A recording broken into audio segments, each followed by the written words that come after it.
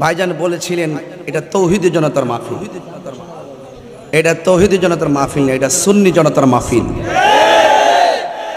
একটু কারেকশন করলাম, কারণ অনেক সময় এই তৌহিদি জনতা নিয়ে তৌহিদি জনতা যারা মূলত তারাই বিভ্রান্তে পড়ে যায়। অনেক সময় দেখা যায় যে তারা বিভিন্ন সময় কবর থেকে লাশ তুলে কবরের গায়ে আগুন ধরাইয়া দেয়। যখন তারাও বলে আমরা তৌহিদি জনতা, তারাও বলে আল্লাহু আকবার। এখন মূলত যারা তৌহিদি জনতা দাবি করে তারাও বিপদে পড়ে। এখন আসলে তৌহিদি জনতা নিয়ে একটা ধোঁয়াশা পড়ে গেছি, কথা বলেন ঠিক না বেটি? এই শব্দগুলোর প্রভাব যেন আমাদের এই রাজনীতিবিদদের উপরে না পড়ে। একমাত্র সুন্নি জনতা শব্দ ব্যবহার করলেই বাংলাদেশে সবচেয়ে বেশি নিরাপদ। স্বাধীনতার পর 53 বছর পর আমরা আবার প্রমাণ করতে সক্ষম হয়েছি এই বাংলাদেশে একমাত্র শান্তিপ্রিয় দল আহলুস সুন্নাত ওয়াল জামাত।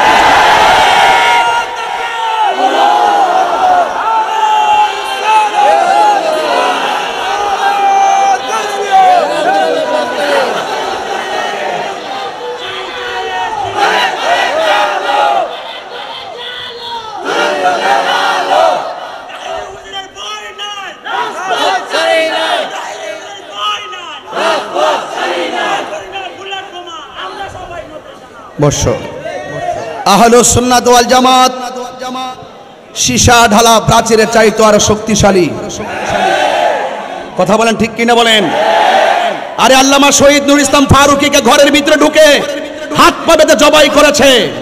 ওরা এখন হারে হারে টের পাচ্ছে আল্লামা শহীদ নুরুল ইসলাম ফারুকী জীবন্ত ফারুকীর চাইতে শাহাদাতে তামান্না নিয়ে বিদায় হওয়া ফারুকী হাজার গুণ শক্তিশালী। আরে দুনিয়ায় থেকে শেরে বাংলার চাইতে আধ্যাত্মিক পাওয়ার নিয়ে শেরে বাংলা রহমাতুল্লাহ আলাইহি যে হাত হাজার জমিনে শুয়ে আছে সেই শেরে বাংলা কোটি গুণ বেশি শক্তিশালী। কথা বলেন ঠিক কিনা?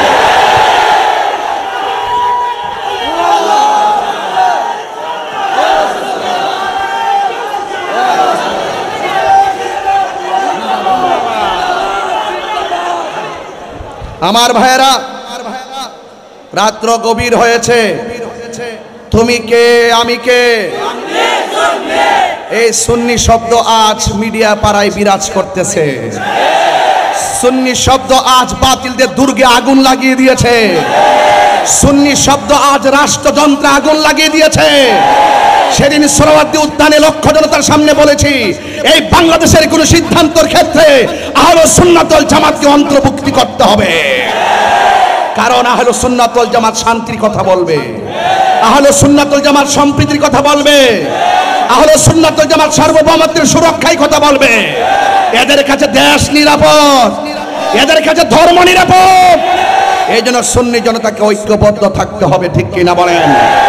আমার ভাইয়েরা, আমি বেশি কথা বলবো না, শুধু এতটুকু বলতে চাই। আমার ভাইয়েরা, আমি শুধু সংক্ষেপে এতটুকু কথা বলতে চাই। দেশটা কাহারো কাছে আমরা ইজারা দেই নাই। এই দেশের নাগরিক, আমিও নাগরিক, আমারও বাক শক্তি আছে। মত প্রকাশের কথা বলছে আমাদের ভাই, ভাই নামটা বলেন না, আবু সুফিয়ান ভাই। আবু সুফিয়ান ভাই বলেছেন মত প্রকাশের স্বাধীনতা থাকতে হবে। ইটস রিয়েল ওয়ার্ড, এটাই সঠিক কথা। আজকে যারা আমাদের আহলুস সুন্নাত ওয়াল জামাতের মত প্রকাশের স্বাধীনতাকে কেড়ে নেওয়ার ষড়যন্ত্রে মেতে উঠেছে, আমরা তাদেরকে কখনোই ছাড় দিব না। আজকে দেখেছি হাইকোর্ট মাজার সরিয়ে সেখানে মসজিদ বানাইবার জন্য ট্রাইব্যুনালে রিট করা হয়েছে। আল্লাহর ওলির মাজার সরাইয়া সেখানে মসজিদ বানাবে, এ কোন নকশা? আমার তো মনে হচ্ছে এটা ইবনু আব্দুল ওয়াহাব নজদির নকশা। এই দেশের তরিকাপন্থীরা যদি গায়ে পরিধি কেউ যদি ঝগড়া করতে চায়, এই তরিকাপন্থীরা কিন্তু শাহজালাল উত্তরসূরি হয়ে কিন্তু মাঠে নেমে যাবে। কথা বলেন ঠিক কিনা বলেন?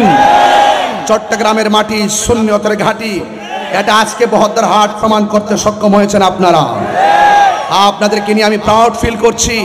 আওয়াজ করে বলুন ইজ্জতের মালিককে। মামলা হামলা দিয়ে আমাদেরকে দাবিয়ে রাখা যাবে না। আরে সর্বোচ্চ জীবনটা চলে যাবে, এর বাহিরে তো আর কিছু হবে না। একদিন তো মৃত্যুবরণ করতে হবে। যেহেতু মৃত্যুবরণ করতে হবে, কোটিপতি হলে কি হায়াত রেনু করা যাবে? বদস্তা বাড়ির মালিক হলে কি হায়াত রেনু করা যাবে? 7 তলা বিল্ডিং এর নিচে বাড়ি বানিয়ে থাকলে কি হায়াত রেনু করা যাবে? তো সুতরাং হায়াত মওতের মালিককে। আমি 1 ঘন্টা আলোচনা করব, বিদায় হয়ে যাব। বিদায় বলে একটু এতটুকু বলে দিয়ে যাব। হাতে হাত রাখুন, বুকে বুক রাখুন, কাঁধে কাঁধ রাখুন, হাতে দলিলগুলো মজবুত করে রাখুন। তাদের সাথে লাঠির খেলা হবে না, দলিলের খেলা হবে। প্রয়োজনে হাইকোর্টে হবে, প্রয়োজনে সুপ্রিম কোর্টে হবে, প্রয়োজনে বহদ্দার হাট থানা প্রশাসনের সাথে হবে। কথা বলেন ঠিক না বেঠে? আসুন সবাই একটু আওয়াজ করে বলি, আমার নবী। কেন কথা বলি না কেন? যান যান, এখান থেকে যান প্লিজ, মাথার কাছে কথা বলেন। তা আপনারই কথা বলেন, আমি চলে যাই। রাগ করবেন না, এটা মোস্তফার কথা হচ্ছে, এখানে এখানে মদিনাওয়ালার কথা হচ্ছে, এখানে দুনিয়ার কাউকে খুশি করার জন্য বলছি না। আমার ভাইয়েরা, আজকের এই মাহফিল দেখে অত্যন্ত অভিভূত। আমি রাউজান থেকে মাহফিল করে এসেছি, একটু ঘরে বসেছি, ছেলেদের আবদার রক্ষা করেছি। হুজুরের আলোচনা তখন আমি শুনেছি, অনেক মুদাল্লাল আলোচনা করেছেন। আমি হুজুরকে ধন্যবাদ জানাই। বারিয়া দরবারে শাহজাদা তিনি অনেকক্ষণ আলোচনা করেছেন। ওনার আলোচনার সাথে আমি একটু সম্পৃক্ততা রেখে ইনশাল্লাহ বিদায় হয়ে যাব। আমি কলিজার ভিতর থেকে ধন্যবাদ জানাই গৌস কমিটির পাগলগুলারে, ভ্যান চালক ভাইগুলারে, যারা সারাদিন পরিশ্রম করে এই মাহফিলটা সাজিয়েছে। বলুন, আজকের মাহফিলটা দেখে আপনার এলাকাবাসী কি খুশি না বেজার? আমি এতক্ষণ একটু চিল্লাইলাম, আপনার কি মনে কষ্ট পেয়েছেন? এটা আমি আমার মনের জ্বালা থেকে বলছি। আমার ভিতরে একটা জ্বালা আছে, আছে কিনা বলেন? এই জ্বালা কি নতুন? এটা কি নতুন জ্বালা? এটা কি নতুন হুঙ্কার, নতুন আওয়াজ, নতুন প্রেম? আমরা জন্মের পর থেকে যেদিন মা বলছিলেন কালিমা পড়ো, লা ইলাহা মুহাম্মাদুর সাল্লাল্লাহু, সেদিন থেকে আমরা মুস্তাফার প্রেমের মালা গলায় পরিধান করেছি। এই জন্য যারা মুস্তাফা আল্লাহর হাবিব সাল্লাল্লাহু আলাইহি সাল্লামের দুশমন, এদের সাথে আমাদের কোনো সম্পর্ক বাস একটা হলো এজিদি দ্বারা, আর একটা হলো হুসাইনি দ্বারা। আমরা কোন ধারায় আছি? আল্লাহ কবুল করুক, আমিন বলেন। আমার ভাইয়েরা, এটা পবিত্র ঈদে মিলাদুন্নবী সাল্লাল্লাহু আলাইহি সাল্লাম উপলক্ষে মাহফিল। এই ঈদে মিলাদুন্নবী সাল্লাল্লাহু আলাইহি সাল্লামে যখন জশ্নে জুলুস করি, অনেক মানুষের গাত্রদাহ শুরু হয়। অনেক মানুষ এটাকে বেদাত বলে, বলে কিনা বলেন? বলতে বলতে তারা ঘরের কোনায় ঢুকে গেছে। আর আমরা বাংলাদেশে জুলুস করতে করতে বিশ্বের অসংখ্য দেশে পৌঁছে গেছি। এই জন্য আমি বলেছিলাম, নবীর আগমনে আনন্দ উল্লাস করা, দলিল দিলেও যেহেতু দলিল মানো না, তবে একটা কথা মেনে যাও, যে মিলাদুন্নবী সাল্লাল্লাহু আলাইহি সাল্লামের জশ্নে জুলুস করা এটা দলিলের ব্যাপার না, এটা মহব্বতের ব্যাপার। এখন সে উল্টা বক্তব্য দেখি, মিলাদুন্নবী, আমি নাকি বলছি মিলাদুন্নবীর দলিল নাই, এটা মহব্বতের ব্যাপার। আসলে কি আমি আদৌ এটা বলেছি? আমি বলেছি দলিলের ব্যাপার না। দলিল নাই আর ব্যাপার না এক জিনিস না। কথা বলেন ঠিক কি না? ওরা বাংলা ওয়ার্ড বুঝে না, ওরা দলিল কি বুঝবে? ওরা তো ডলার খায়া কালার পাল্টায়, ওদেরকে বান্ডেল দিলে দোয়াই তো পরিবর্তন হয়ে যায়। আমরা সুন্নিরা টাকা পায়া দোয়া পরিবর্তন করি না। কথা বলেন ঠিক কিনা বলেন? এই সমস্ত চেয়ারের লোভে ইদানিং তো দেখা যায়, যাক ওইদিকে যাবো না, একটু পরে যাবো। তবে আওয়াজ করে বলুন, ইজ্জতের মালিক কে? আমাকে মুখ তো আটকে রাখতে পারবেন না। এটা তো যা বের হয়ে যায় আর ফিরে আসে না, আসে এটা আর ফিরে আসবে না। এই জন্য এটা ভেবে চিন্তেই বলতে চাই। তা আপনারা বলুন, এক বছর আমি দলিল দিলাম, কুল বিফাদলিল্লাহি ওয়া বিরহমাতিহি ফাবিযালিকা ফালিয়াফরাহু হুয়া খায়রুম মিম্মা ইয়াজমাউন। এটা তো দলিল না, এটা নাকি দলিল না। তো যাই হোক, আমি তারে দলিল দিই, সে বলে দলিল নাই। আমি তাকে কোরআন থেকে দলিল দিই, সে বলে দলিল নাই। বুঝে আসে নাই। আমি তাকে কোরআন থেকে দলিল দিই, মিলাদুন্নবীতে জশ্নে জুলুস করে এটা জায়েজ, সে বলে তার নাকি বুঝে আসে নাই। আমি হাদিস থেকে বলি, তার বুঝে আসে নাই। আমি আমার ব্রেন দিয়ে বলি, তাকে সে বলে আমার বুঝে আসে নাই। আমি কি তোমার তো বুঝে আসে নাই না, আসলে তোমার নসিবে নাই। সাউন্ডটা একটু পাতলা করে দেন, ধপধপ করতেছে, একটু পাতলা করে দেন। আমি আসলে শায়ের হতে পারি নাই, এই জন্য আমি এই সাউন্ডটা আমার কণ্ঠে শুট করে না। একটু চিকন করে দেন যেন স্পষ্ট বোঝা যায়। হ্যাঁ, ধপধপ আওয়াজটা যেন না থাকে। ভাইয়ের আমার, এরপর আমরা বক্তারা মাঝে মাঝে গজল গাই আর কি, শান্তি দেওয়ার জন্য আর কি। আসলে প্রফেশনালি কিন্তু আমরা এই যে বসছি, প্রফেশনালি কিন্তু আমরা কিন্তু শায়ের না। এই জন্য আমরা আলোচনা করতে করতে কণ্ঠ একদম বাস হয়ে রয়েছে। তো শায়ের হতে গেলে আরো সুন্দর মসৃণ কণ্ঠ দিতে হয়, সেটা পারি না। বলুন বলুন, এই রবিউল আউয়াল মাসে আনন্দ উল্লাস করা, এটা কি মোল্লার কথা নাকি আল্লাহর কথা? রহমত পেয়ে আনন্দের কথা, এটা কি মোল্লার কথা না আল্লাহর কথা? দয়া পেলে আনন্দ করা, এটা কি মোল্লার কথা না আল্লাহর কথা? তো মোল্লা বেজার কেন? মোল্লা বেজার হলো এই জন্যে কথার বড় হুজুরে বলছে জায়েজ না, বড় হুজুরে বলছে জায়েজ না। ওরা তো আবার হুজুরে ফলো করে, আমরা পীরকে ফলো করলে ফতুয়া দেয়, আর এরা শায়েকরে ফতুয়া, শায়েকরে বরণ করলে বড় আরাম লাগে। বুঝেন না ব্যাপারটা? কিন্তু ওরা বুঝে না তো, শায়েক যে জিনিস পীর তো একই জিনিস, ঠিক কিনা বলেন? মুর্শিদ তো একই জিনিস, এগুলো তারা বোঝে না। এই জন্য বলুন, আল্লাহ পাক তার হাবিবে পাক সাল্লাল্লাহু আলাইহি সাল্লামকে এই পৃথিবীর মধ্যে পাঠিয়েছেন। কখন পাঠিয়েছেন? যখন এই পৃথিবীতে কোনো নবী ছিল না।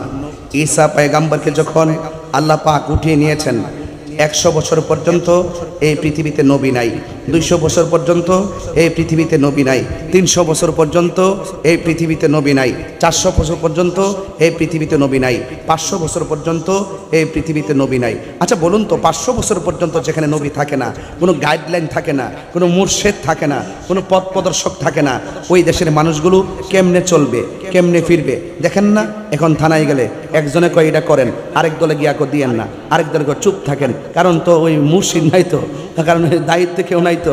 এটা হজবরল এক অবস্থার মধ্যে পড়ে রয়েছে বাংলাদেশ। কথা কন ঠিক না বেটি? এই জন্য ক্লিয়ারেন্স আসতে হবে, একটা দায়িত্বে আসতে হবে, তাইলে মনে করেন আপনার এই দেশটাও সুন্দর হবে। কথা বলেন ঠিক কিনা? তো যখন নবী নাই, তখন এই দেশের মানুষগুলার কেমন চলবো? শরীয়ত বুঝে না, তরিকত বুঝে না, হাকিকত বুঝে না, প্রজন্ম পরিবর্তন হয়ে গেছে। ঠিক ওই মুহূর্তে আধারকে আলোকিত করার জন্যে যিনি দুনিয়ার মধ্যে তাশরীফ এনেছেন, তিনি আপনার নবী, তিনি আমার নবী, সব নবীদের নবী, রহমাতুল্লিল। কেমন সময় তিনি এসেছেন? যেই সময় আইয়ামে জাহেলিয়া, যেই সময় কন্যা সন্তানকে জীবন্ত কবর দিয়ে ফেলতো, যেই সময় মা সন্তানকে বিয়ে করত, ঠিক ওই মুহূর্তে আল্লাহর হাবিব দুনিয়াতে এসেছেন। যার ডানে ছিল কাফের, যার বামে ছিল কাফের, যার সামনে ছিল কাফের, পিছনে ছিল কাফের। বলুন তো, ধুলুকে ভুলুকে যার আগমনে আলোকিত হয়েছে, তিনি রহমাতুল্লিল। সেই নবীর উম্মত হয়েছে, আমরা কি বেজার হইতে পারি? আরো বড় করে বেজার হইতে পারি? এই জন্য আল্লাহ রাব্বুল আলামিন তার হাবিব দু জাহানকে পাঠিয়েছেন, শুধুমাত্র একটা গোত্রের জন্য পাঠান নাই।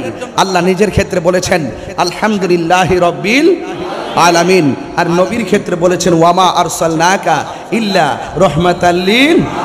আমার নবী সব জাহানের জন্য রহমত। এই রহমত পেলে আনন্দ করো, এই সিদ্ধান্ত কার? আরো বড় করে সিদ্ধান্ত কার? এই জন্য আমার বন্ধুগণ, কিয়ামত পর্যন্ত রবিউল আউয়াল মাস আসবে, কিয়ামত পর্যন্ত প্রেমিকরা নবীর প্রেমে এই আয়োজন করতেই থাকবে। এই আয়োজনের মাঝ পথে কেউ কাটা হতে পারবে?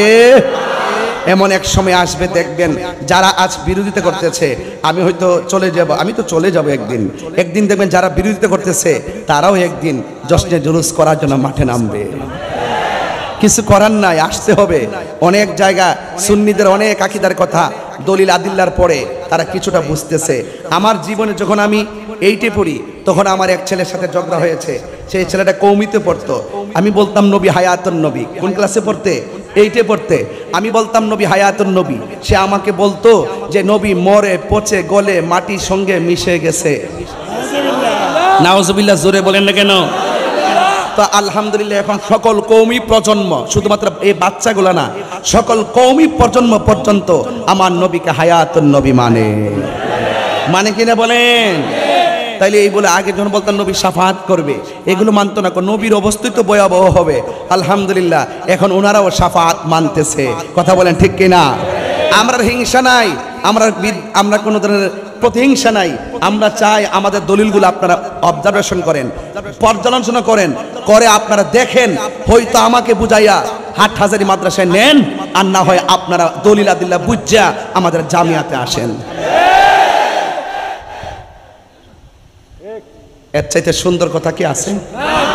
আমি কথা বলে কেন বলছি জানেন? ইদানিং একটু সম্প্রীতি বিনষ্ট করার জন্য অনেক আবেগ কাজ করতেছে। এই আবেগকে প্রশ্রয় দেওয়া যাবে। হয়তো আমাকে বুঝে আপনার দলে নেন, আর না হয় আপনারা বুঝে আমাদের দলে। দেখছেন না, যারা কিয়ামের বিরোধিতা করে, কোন কোন জায়গায় ঠেকাই পড়লে দাঁড়ায় কিয়াম করে। আমার যদি এক জায়গায় বলে কিয়াম করতে পারবেন না, 1 কোটি বার না করলে আমি দাঁড়ায় কিয়াম করব। তো অর্ধেক জায়গায় বলেন করেন না, আবার ঠেলাই পড়লে আবার করেন, এটা কেমন কথা? এটা দুঃখজনক কথা, কথা বলেন ঠিক কিনা? তো সবকিছুর এক কথা, আমাদেরকে পৃথিবী ছেড়ে চলে যেতে হবে। যারা চলে গিয়েছেন তারা আর ফিরে আসে